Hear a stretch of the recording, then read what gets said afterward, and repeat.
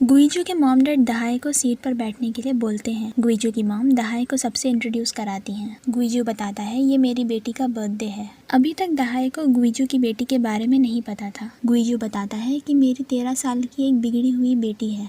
अगर तुम उसे सुधारना चाहोगी तो बिना वजह तुम पर बुरी सौतेली माँ का टैग लग जाएगा। गुइजू के डैड दहाई को बोलते हैं इना ऐसा कभी नहीं करेगी और इना को वहाँ बुलाने लगते हैं। गुइजू बताता है कि इना ने अपने आप को रूम में बंद कर ली है और वो सबको इग्नोर कर रही है। फिर दोंगी खुद को इंट्रोड्यूस करती है। गुइजू दोंगी के बारे में बताते हुए कहता है कि लोग कहते हैं सिस्टर इन लॉ बुरी होती है बट ये तुम्हारा खून पी जाएगी। ये लोगों को अपने फैमिली का पैसा डोनेट करती है। अभी तक इसने वाइन शॉप, कैफे और अभी क्लिनिक भी ओपन करी है। फिर वो दोंगी से पूछता है तुम अभी काम पर क्यों नहीं हो, तुम्हें काम से निकाल तो नहीं दिया। गुस्से में दोंगी उसका कॉलर पकड़ लेती है। ये सब देख के गुइजू की मॉम गुइजू को बात करने के लिए साइड में बुलाती है। दोंगी दहाई को बताती है हमारा परिवार हमेशा से ऐसा नहीं था, बस अभी थोड़ा उदास है। दहाई दोंगी को कुछ खाने के लिए कहती है। दोंगी कहती है नहीं, मैं अभी डाइट पे हूँ, पहले मैं हर जगह उड़ा करती थी, काश मैं वापस उड़ पाती। दहाई कहती है क्या आप पहले फ्लाइट अटेंडेंट थी। ये सुन के दोंगी हंसने लगती है और उसे अपने लिए पानी लाने को कहती है। दहाई पानी लेने चले जाती है। नेक्स्ट सीन में हम गुइजू के डैड को देखते हैं जो इना को पार्टी में बुलाने के लिए उसके रूम में आते हैं। पहले तो इना उनको इग्नोर करती है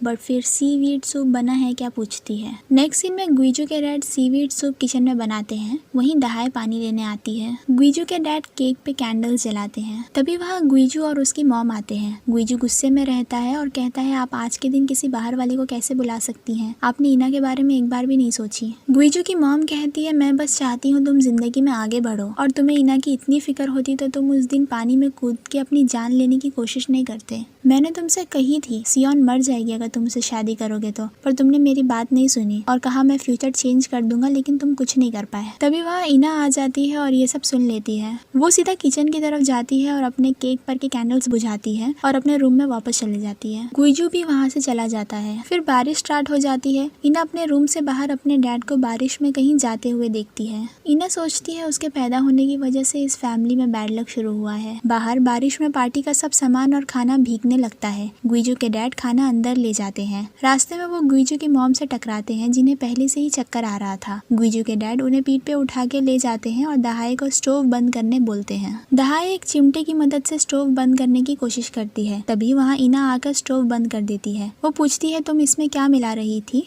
दहाई समझ जाती है कि उसने उसे चाय में कुछ मिलाते हुए देख ली थी। दहाई कहती है शायद तुमने मुझे चाय में कुछ मिलाते हुए देख लिया था, असल में मैं उसे मीठा करने के लिए कुछ डाल रही थी। फिर इना वहाँ से चले जाती है। नेक्स्ट सीन में हम गुइजू को सियोन के मेमोरियल पर देखते हैं। वहाँ सियोन के मॉम डैड भी आते हैं। सियोन के डैड गुइजू की खराब हालत देखकर गुस्सा होकर चले जाते हैं। सियोन की मॉम कहती है वो सिर्फ इसलिए गुस्सा होते हैं क्योंकि सियोन को तुम्हें ऐसा देखकर बुरा लगता होगा। वैसे मैं आज भी नहीं समझ पाई तुम एक्सीडेंट में कैसे बच गए, वो भी बिना किसी स्क्रैच के। सियोन ने मुझे एक बार बताई थी तुम्हारे पास सुपर पावर है, क्या ये सच है। पर गुइजू कुछ जवाब नहीं देता है। सियोन की मॉम उसे कहती है कि 7 साल गुजर चुके हैं, तुम्हें जिंदगी में मूव ऑन करना चाहिए, और फिर वो वहाँ से चली जाती हैं। नेक्स्ट सीन में हम दहाई को घर में खाना गर्म करते हुए देखते हैं। वो इना को खाना खाने के लिए पूछती है पर इना मना कर देती है। फिर इना दहाई को खाना खाते हुए देखती है तो वो भी खाने लगती है। दहाई इना से बात करने की कोशिश करती है तो इना उसे अपने फैमिली से दूर रहने को कहती है। फिर बताती है कि उसके फैमिली के पास सुपर पावर है पर कुछ प्रॉब्लम्स की वजह से सबने अपनी सुपर पावर्स खो दी है, और फिर वो सबकी सुपर पावर्स के बारे में बताती है। पर दहाई उसे सीरियसली नहीं लेती है और उसे उसके सुपर पावर के बारे में कहती है कि कहीं तुम्हारे पास एक्सरे विजन तो नहीं है, इसीलिए तुम किसी की तरफ नहीं देखती हो। पर इना कहती है उसके पास कोई सुपर पावर नहीं है। फिर नेक्स्ट सीन में गुइजू घर आता है और दहाई को किचन में देखकर पूछता है तुम अभी तक यहाँ क्या कर रही हो। दहाई कहती है मैं इना को खाना खिला रही थी। फिर गुइजू के हाथ में एक टेडी बेयर देखकर कहती है ये मत कहना एक मिडिल स्कूल के बच्चे के लिए तुमने ये गिफ्ट लिया है। मैंने सुनी तुमने पास्ट में जाने की सुपर पावर खो दिए हो, पर तुम्हें देख के लगता है तुम पास्ट में ही अटके हुए हो। गुइजू पूछता है ऐसा तुमसे किसने कहा। दहाई कहती है इना ने बताई, उसकी इमेजिनेशन बहुत अच्छी है, मैं विश करती हूँ तुम दोबारा से ठीक हो जाओ, इना के लिए ही सही। गुइजू कहता है मैं अपनी वाइफ को बचा नहीं सका,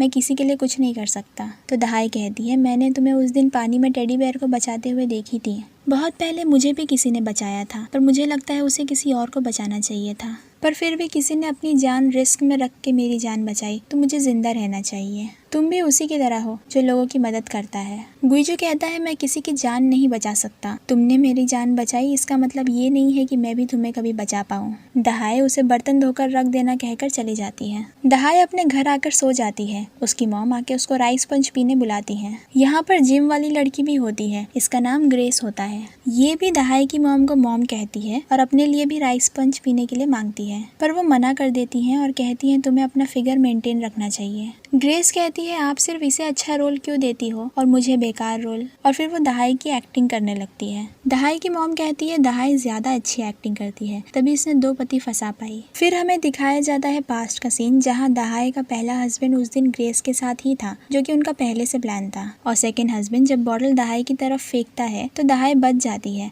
पर वो खुद को बॉटल लेकर अपने सर पर मारती है और इस तरह वो कोर्ट में दोनों डिवोर्स केस जीत जाती है। वो सब सोना में बैठ के बात करते हैं। यहाँ दहाई का अंकल भी होता है जिसका नाम ह्योंगते है।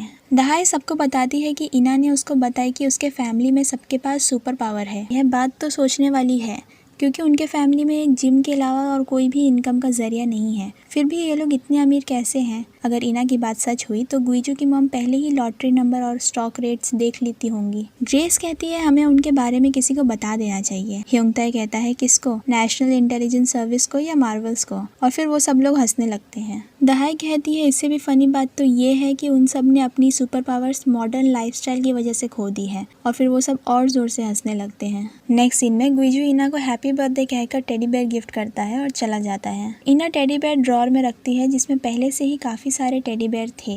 इना अपने बचपन के एक दिन को याद करती है जहाँ कार में गुइजू उसे टेडी बेयर गिफ्ट देता है और गायब हो जाता है। कार इना की मॉम चला रही होती है। फिर उनकी कार का एक्सीडेंट हो जाता है जिसमें इना की मॉम मर जाती है, और एक्सीडेंट के बाद गुइजू वापस आता है इसलिए वो बच जाता है। और इसी के साथ हमारा एपिसोड 1 खत्म हो जाता है। So have you ever